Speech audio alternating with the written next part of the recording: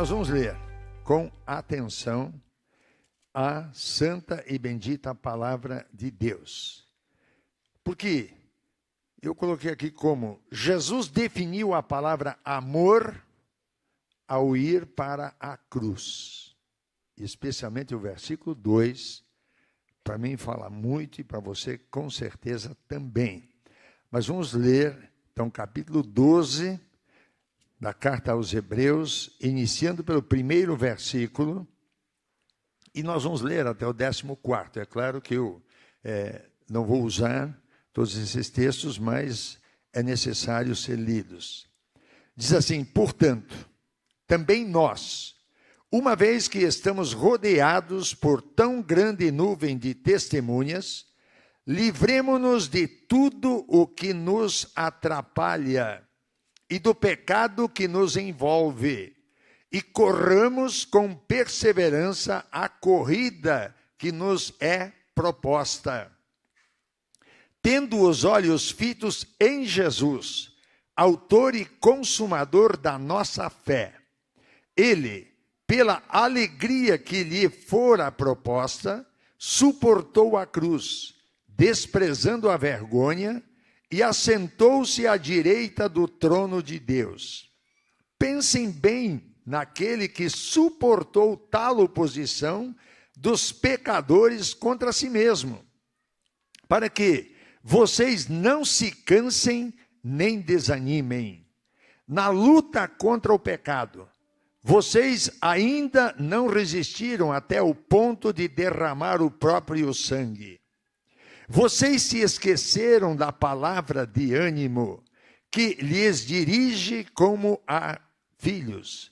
Meu filho, não despreze a disciplina do Senhor, nem se magoe com a sua repreensão, pois o Senhor disciplina a quem ama e castiga todo aquele a quem aceita como filho. Suportem as dificuldades, recebendo-as como disciplina, Deus os trata como filhos. Ora, qual o filho que não é disciplinado por seu pai? Se vocês não são disciplinados, e a disciplina é para todos os filhos, então vocês não são filhos legítimos, mas sim ilegítimos. Além disso, tínhamos pais humanos que nos disciplinavam e nós os respeitávamos. Quanto mais devemos submeter-nos ao Pai dos Espíritos, para assim vivermos. Nossos pais nos disciplinavam por curto período, segundo lhes parecia melhor. Mas Deus nos disciplina para o nosso bem, para que participemos da sua santidade. Nenhuma disciplina parece ser motivo de alegria no momento, mas sim de tristeza. Mais tarde, porém, produz fruto de justiça e paz para aqueles que por ela forem exercitados. Portanto, fortaleçam as mãos enfraquecidas e os joelhos vacilantes. Façam caminhos retos para os seus pés, para que o manco não se desvie, antes seja curado. Esforcem-se para viver em paz com todos e para serem santos. Sem santidade, ninguém verá o Senhor. Deus amou o mundo.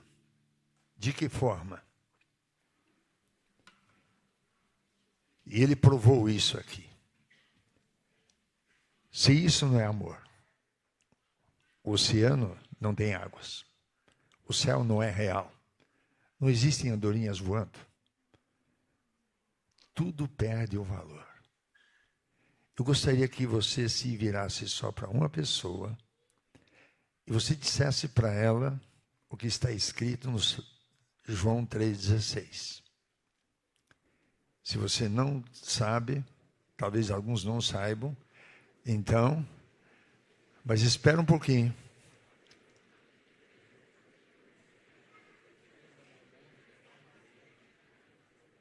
Amém. Olhe para mim aqui.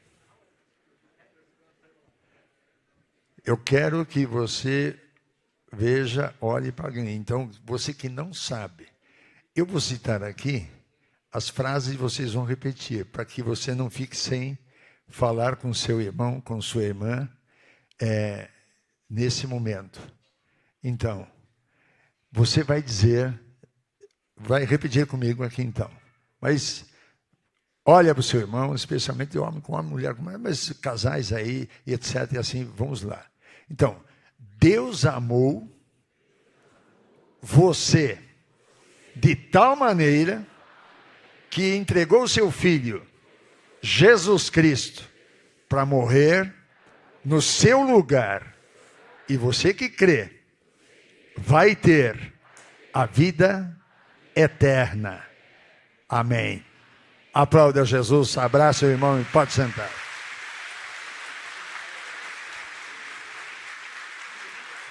Glória a Deus, glória a Deus. Pode sentar em nome de Jesus. Amados, Deus amou você, Deus amou a mim, a ponto de entregar o que Ele tinha de melhor. E a motivação divina de Deus para entregar o seu Filho por mim e por você foi exatamente isto, o amor. Amor. E eu e você, o que é que nós temos dado da nossa vida para o Senhor? Será que amamos realmente a Deus? Ou Ele está muito longe daquilo que nós devíamos ser? Deus deu o melhor que tinha. E nós, o que é que damos para o Senhor?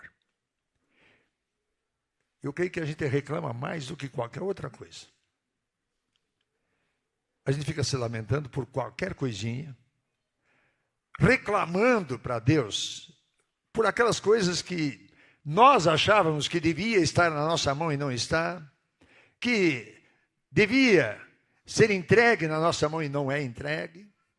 E aí nós ficamos aí com tantas coisas, mas Deus entregou o seu Filho amado em meu e em seu lugar. Ele deu o melhor que tinha. Portanto, nós também devemos dar o que temos de melhor. Do coração procedem as saídas da vida. É isso que diz o livro de Provérbios, claramente. Então, se o nosso coração estiver no Senhor, se o Senhor for e estiver no centro da nossa vida, o trono dele estiver no nosso coração, ele estiver no lugar que precisa estar, as demais coisas vão ficar mais fáceis. Porque teremos a ajuda de Deus. E eu sempre penso assim, se Jesus estiver aqui no centro da minha vida, se ele, o seu trono está aqui no meu coração, as demais coisas ele vai agregando, vai trazendo. Eu não preciso me preocupar. Por quê? Porque ele sabe o que eu preciso, o que você precisa. Ele entende estas coisas. Agora, o amor não pode ter razões. E quando cantamos, se isto não for amor, o ladrão da cruz recebe a palavra do Senhor Jesus, hoje mesmo estarás comigo no paraíso. Hoje mesmo estarás comigo no paraíso. Na hora que Jesus está sofrendo a pior dor, ele continua amando. Ele continua fazendo, então não há razões para amar. Ou não pode ter. E aí, capítulo 7, versículo 7 do livro de Deuteronômio, veja o que diz Deus.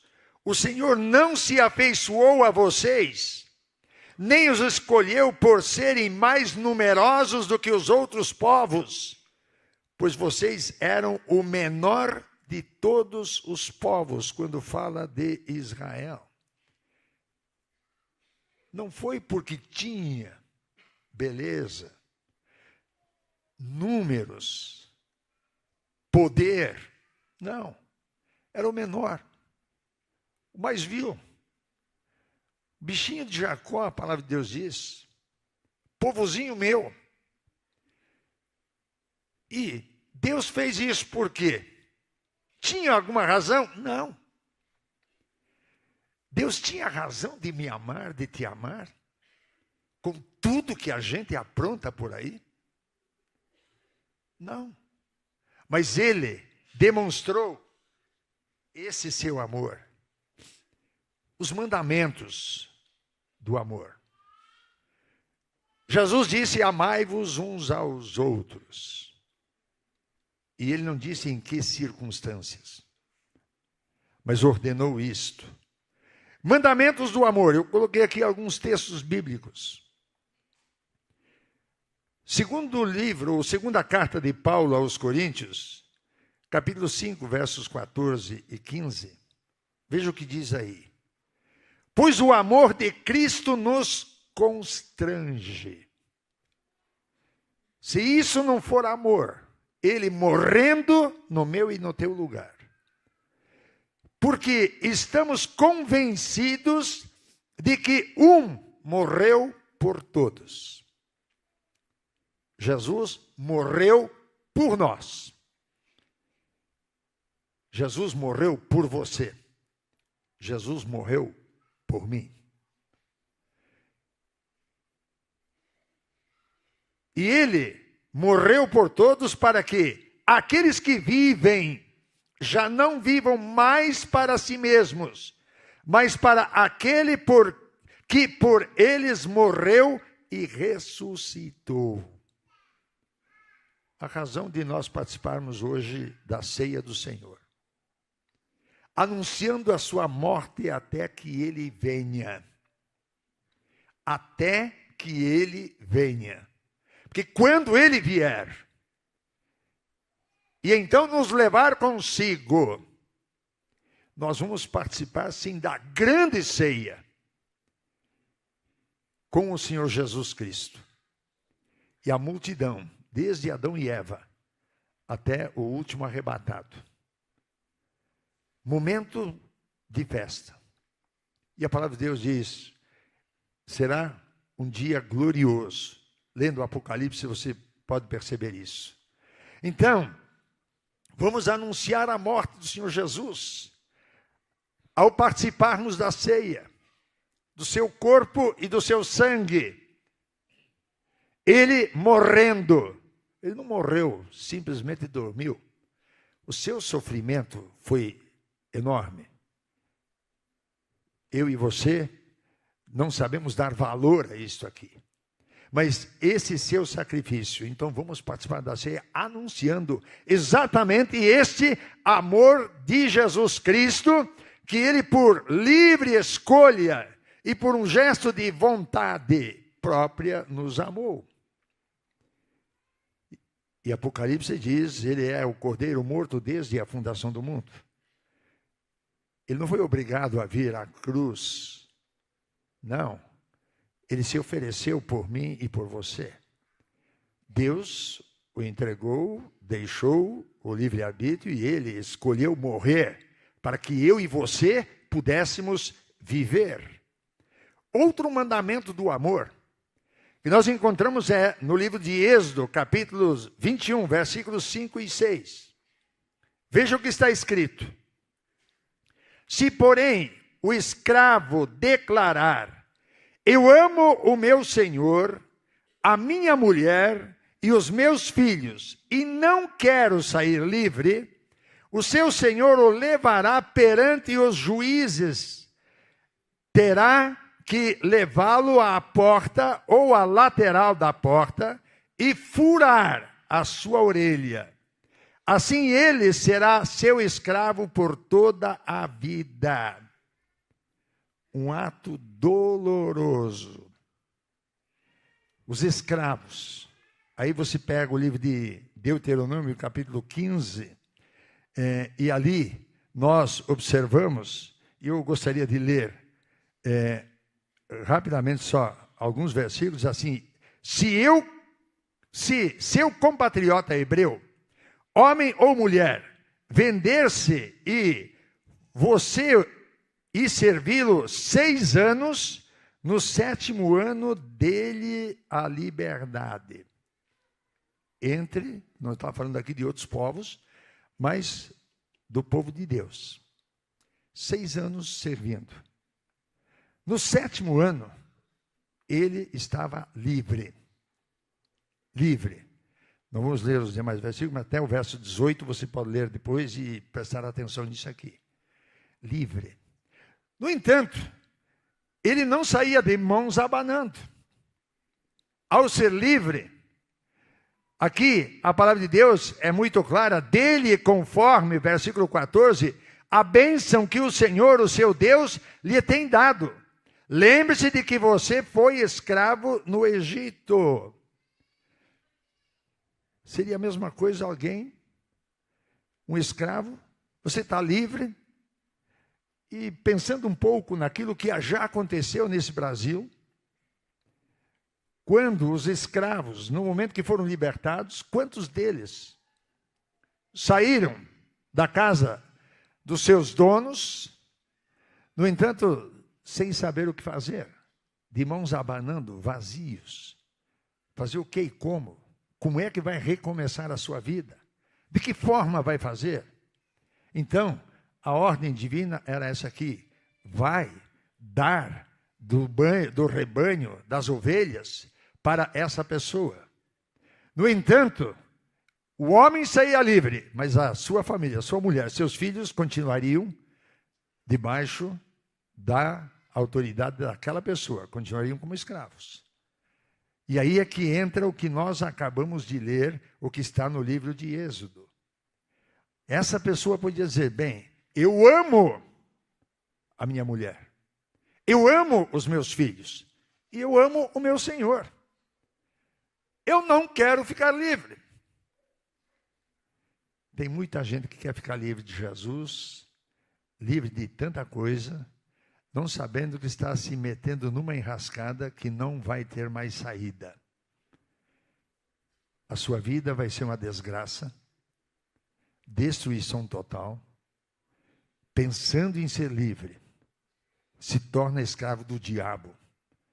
E o diabo castiga, o diabo açoita, e o diabo vai levar você para o inferno, se você andar com ele. Então, aqui a palavra: eu não quero ser livre, esse escravo, não, eu continuo, eu fico, eu tenho casa, eu tenho a mulher, eu tenho os filhos, eu tenho o que comer, o que beber, estou satisfeito, estou feliz. Contentai-vos com o que tendes, quando diz a palavra de Deus aos Romanos, é exatamente nesse ponto. Ficar feliz com aquilo que Deus nos tem dado, mas não tentar se livrar até de Jesus para conquistar alguma outra coisa que vai te levar à ruína. Pense e repense nessas coisas. Agora, esse momento do escravo aqui realmente ilustra o amor entre Deus e a raça humana. Na carta aos Hebreus fala da pessoa de Jesus, a orelha furada. E não era uma picadinha de agulha aí que as mulheres furam lá para botar um brinco. Fazia um rombo mesmo, tinha que ter um sinal. E ao ter esse sinal, dizia: eu sou do meu Senhor. Será que o sinal do sangue de Jesus está na minha e na tua vida? Será que realmente nós fizemos isso? Veja o seguinte, pense um pouco agora. Se tivesse na tua mão, você, marido ou esposa, não importa. E aí, a família fica, você está livre. E olha, e não sai de mão abanando, sai com coisas. Ah, deixa eu viver a minha vida.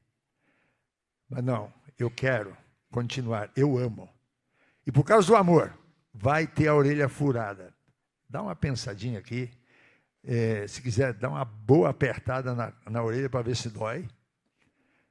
E aí você pensar nisso aqui, orelha furada contra a porta. E agora, Jesus, Deus demonstrou esse amor para conosco, para com a raça humana. Jesus com suas mãos e seus pés perfurados. Eu sempre penso o seguinte, o momento da cruz foi terrível. Só que não foi apenas o momento da cruz. Porque Jesus começou a ser açoitado antes. A coroa de espinhos plantada na sua cabeça, batendo com aquela cana, foi tudo antes dele ir para a cruz. O sofrimento dele, em meu e em teu lugar, até chegar à cruz. Então, ele com seus pés, suas mãos perfuradas, para que pudesse redimir a sua noiva. Quem é a noiva de Cristo? Eu fiz uma pergunta, quem é a noiva de Cristo? Nós, a igreja. Ele fez isso por amor a mim, por amor a você. Redimir sua noiva, seu corpo, que é você e eu. E aí na carta aos Coríntios, primeira carta, capítulo 12, verso 27, diz assim, ora, vocês são o corpo de Cristo. E cada um de vocês, individualmente, é membro do corpo de Cristo. Esse sacrifício de Jesus, eu não gostaria de ter a minha orelha furada, não. E ainda mais, daquele jeito, né? Abrindo um buraco. Creio que nem você. Mas Jesus fez muito, muito mais do que isso. E quando aqui o escravo que estava lá, eu amo minha mulher, amo meus filhos, amo meu Senhor e não quero ficar livre, eu quero viver assim. Aí na carta de Paulo aos Efésios, do versículo 25 a 27 do capítulo 5, preste atenção, maridos, ame cada um a sua mulher, assim como Cristo amou a sua igreja e entregou-se por ela. Ame cada um a sua mulher. Mulher, cada uma ame o seu marido. Com orelha furada ou não. Existem algumas coisas que causam dores. E mesmo entre casais pode acontecer algumas coisas que causaram dores. Mas é necessário que esse amor exista. Assim como Jesus amou a sua igreja, entregou-se por ela. É assim que os casais devem viver. É assim que a igreja deve viver. Que mais? Aqui nesses 3 versículos. Para santificá-la, tendo-a purificado pelo lavar da água mediante a palavra, e para apresentá-la a si mesmo como igreja gloriosa, sem mancha, nem ruga ou coisa semelhante, mas santa e inculpável. Jesus, o grande rei. Jesus, o grande rei. Não sei se você tem pensado algumas vezes na pessoa de Jesus Cristo, o que ele fez. O que ele fez. E ele era 100% homem. 100% homem. Era 100% Deus. Mas 100% homem. Ele tomou a forma humana. Ele sentiu tudo o que eu e você sentimos. Hebreus 2, verso 14, ele participou das mesmas coisas que nós. Verso 18, em tudo foi tentado como nós. O grande rei humilhou-se a si mesmo para se tornar servo por minha e por tua causa. Descendo a esse mundo vil, mundo podre de corrupção, de gente que vocês estão ouvindo, vendo aqui diariamente, o que fazem nessa terra, sem amor nenhum pelo próximo, porque quem faz isso não ama o próximo de jeito nenhum. Então, o grande rei se humilhou. E no capítulo 2 da carta de Paulo aos Filipenses, do versículo 5 até o verso 7, seja a minha e a tua atitude a mesma de Jesus, que embora sendo Deus, é isso que diz lá na carta aos Filipenses, não considerou que o ser igual a Deus era algo a que devia apegar-se, mas esvaziou-se a si mesmo, vindo a ser servo, tornando-se semelhante aos homens. Tornando-se semelhante aos homens, passando pelas mesmas dores, pelos mesmos problemas, pelas mesmas dificuldades. Amor de Deus. Se isto não for amor, realmente não existe oceano, céu, andorinhas. Nem eu, nem você. O épico do amor de Deus. Quando olhamos para essa coisa tão gloriosa e tão maravilhosa, para esse momento heróico de Jesus, para que os grandes acontecimentos viessem. Então, de Gênesis a Apocalipse, se você não examina a palavra de Deus, se você não lê a Bíblia, eu quero dizer o seguinte: tua alma está morrendo de fome e de sede. Não pense que os teus pensamentos é que vão te levar para o céu. Aqui está a palavra do Senhor.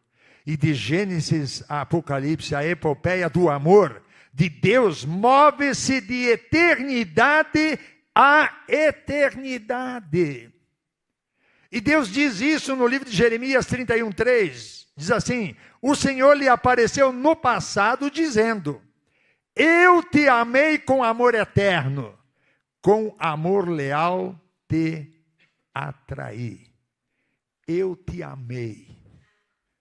Deus continua amando você. Quando nós cantamos de que Deus me ama, e você cantou comigo, eu cantei com o Jonas e a equipe toda, se viu aqui, Deus me ama. Mesmo quando caiu, levantou, Deus continua amando. É claro que Ele vai salvar a sua vida do pecado e não no pecado.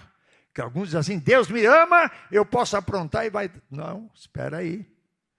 Deus nos salva do pecado, mas não no pecado.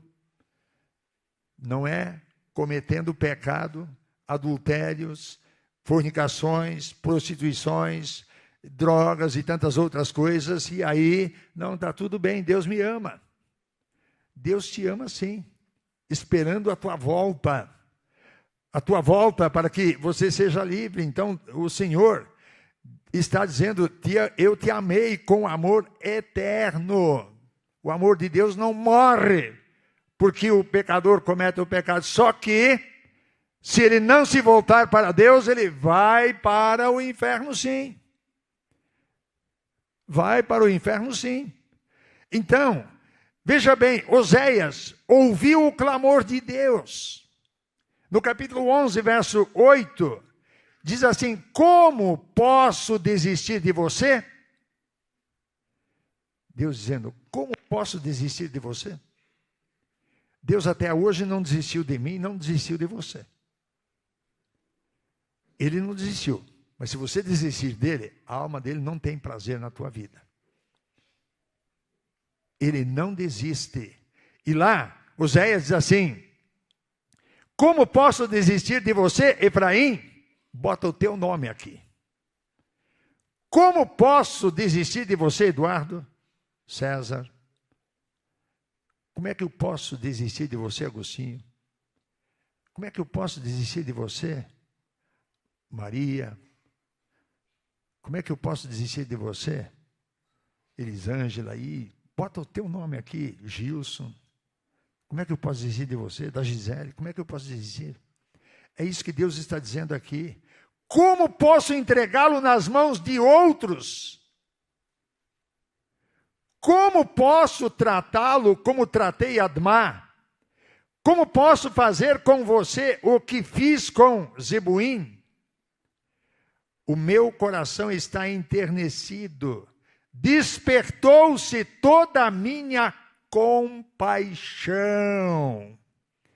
E quando fala aqui de Admá e de Zebuim, foram as outras duas cidades que foram destruídas junto com Sodoma e Gomorra. Eram 5, Zoar apenas que não foi, porque Ló pediu para ficar lá e então acabou salvando a cidade, mas Sodoma, Gomorra, Admá e Zebuim foram completamente destruídas. E Deus diz, o meu coração está enternecido, despertou toda a minha compaixão. O amor foi o motivo pelo qual o Filho de Deus veio ao nosso meio a fim de recuperar o que já era seu. Jesus veio para recuperar o que já era seu. E João deixa muito claro no primeiro capítulo. Jesus veio para o que era seu, mas os seus o desprezaram. Mas ele veio para mim, para você, por causa deste amor. Veio recuperar. Quando ele disse, eu vim buscar e salvar o que estava perdido. Isso me faz lembrar, eu já sei que eu já falei isso aqui, daquele menino que construiu um barquinho com muito zelo, muito capricho, levou semanas e semanas. E ele brincava. E um certo dia ele deixou lá fora, aí veio um temporal de chuva e a água carregou seu barquinho. E foi embora. Triste, barquinho perdido. Mas um dia ele está andando na rua e de repente ele olha numa vitrine e lá está o barquinho dele. Ah, está aí o meu barquinho! Entrou e disse ao dono, ó, aquele barquinho é meu, fui eu que fiz.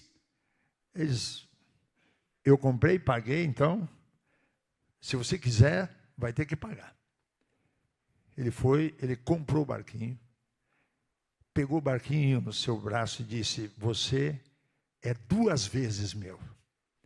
Eu te fiz e eu te comprei.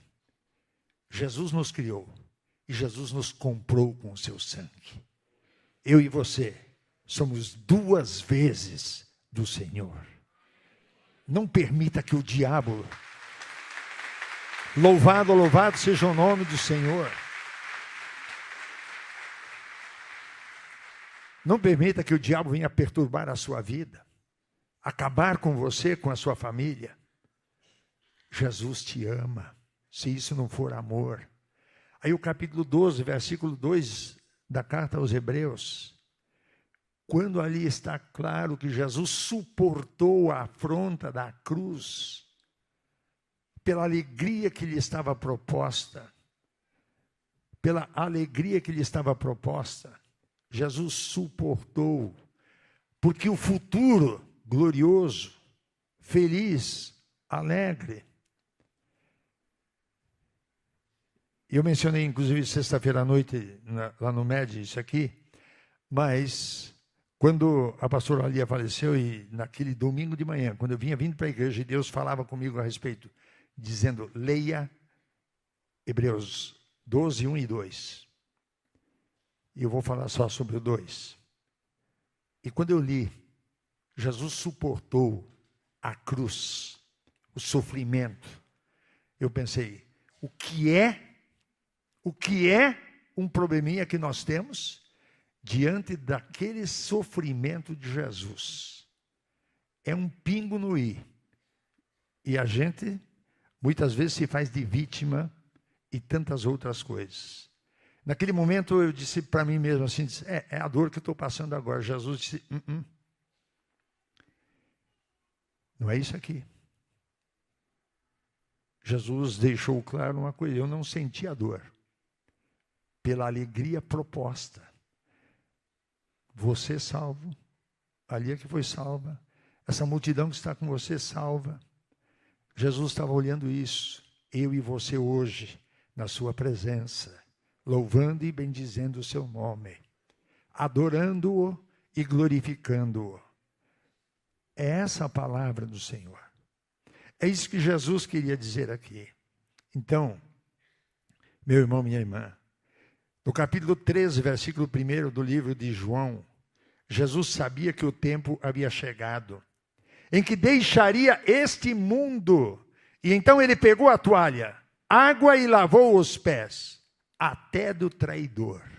Ele sabia que Judas o estava traindo, mas ele não deixou de lado. Te amei com amor eterno. Te amei com amor eterno. Mesmo no erro. Só que Judas não foi para o céu. Jesus o amou. Lavou os seus pés como dos demais. E quando nós entramos hoje, e a partir de hoje até o primeiro domingo do mês de junho, lançando sementes de palavras abençoadoras. Eu não sei quem você colocou na sua lista de oração para orar pela sua salvação e agora para abençoar, e palavras abençoadoras. Mas até os nossos inimigos precisam disso. Jesus não fez aquilo simplesmente por fazer. Aquele grupo nunca deu problema para Jesus, dava pepino todo dia. Jesus precisava consertar alguma coisa entre eles. Sabendo de Judas que o estava traindo, mas ele lava os pés de todos. Ele diz, é necessário que eu faça isso, mas que vocês façam isso aos outros. Palavras abençoadoras, não de maldição. Capítulo 18, versos 20 e 21 do livro de Provérbios. E é necessário que a gente leia esse versículo, ou estes versículos. Veja o que diz: do fruto da boca enche-se o estômago do homem, o produto dos lábios o satisfaz. A língua tem poder sobre a vida e sobre a morte. Os que gostam de usá-la comerão do seu fruto. Os que gostam de usá-la. Como usamos a nossa língua? Como usamos as nossas palavras? Abençoamos? Amaldiçoamos? Como anda o nosso coração? Magoado?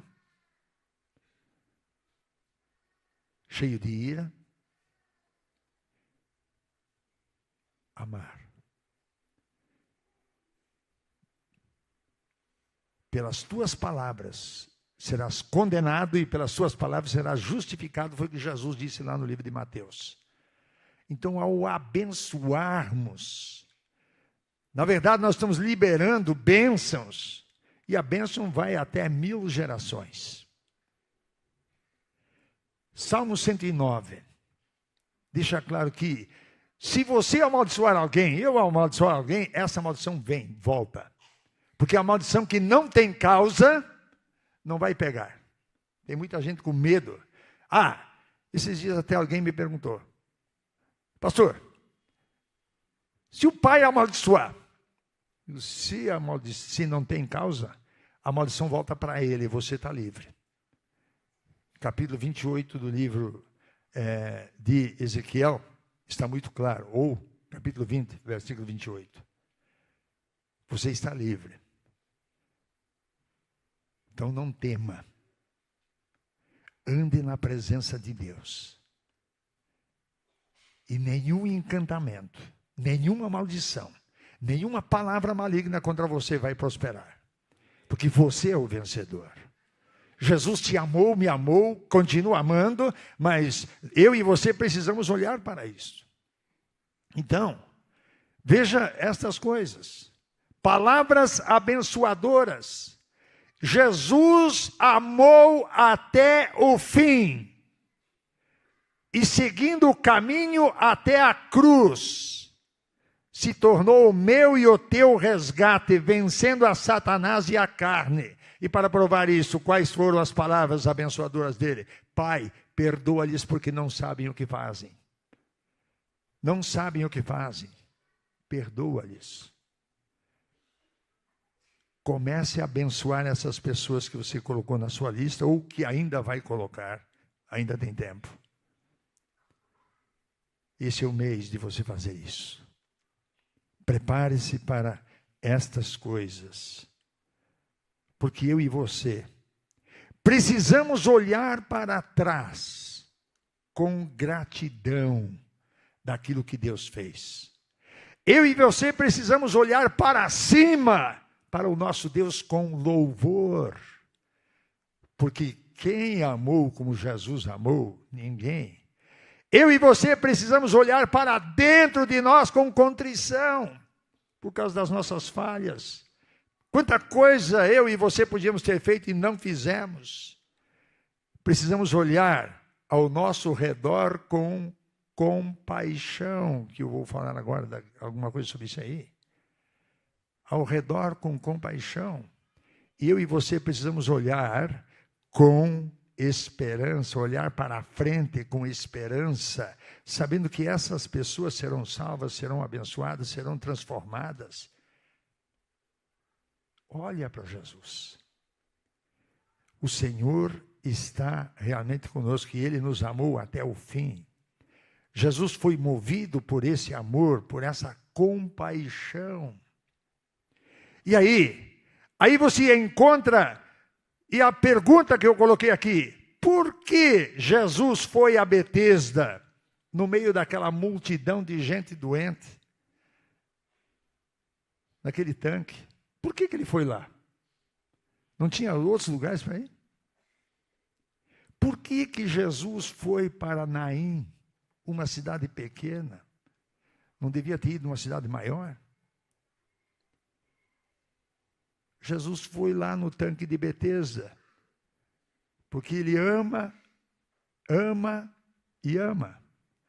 E continua amando, amando e amando. Paralítico que levantou. O filho da viúva de Naim, que ressuscitou, porque Jesus foi até lá. Por que Jesus foi passando por povoados e cidades? Por que ele fez isso? Capítulo 9, versos 35 a 38 do livro de Mateus, Jesus olhou com compaixão para aquela multidão e disse: são como ovelhas sem pastor. Rogai ao Senhor da seara para que mande ceifeiros para a sua seara. Essa é a palavra do Senhor. Porque Jesus curou e alimentou até num lugar deserto. Capítulo 14 do livro de Mateus, do verso 14 a 21. Quando Jesus saiu do barco e viu tão grande multidão, teve compaixão deles e curou os seus doentes. E também os alimentou. Curou e não mandou, não despediu com fome, mas alimentou aquela multidão. Por que Jesus fez isso? Por que Jesus fez isso? Esse é o amor que Deus demonstrou por mim e por você. Em que Cristo morreu em nosso favor, quando ainda éramos pecadores. Romanos 5:8. Meu irmão, minha irmã, Jesus só voltou para o céu. Só voltou para o céu. Voltou ao Pai só com o trabalho realizado. João 19:30, Jesus disse: está consumado. Eu fiz o que tinha que fazer. E aí, ele entregou o seu espírito, dizendo: Pai, nas tuas mãos eu entrego o meu espírito. Movido de íntima compaixão. Então, pense um pouco. Eu coloquei aqui, então, como igreja,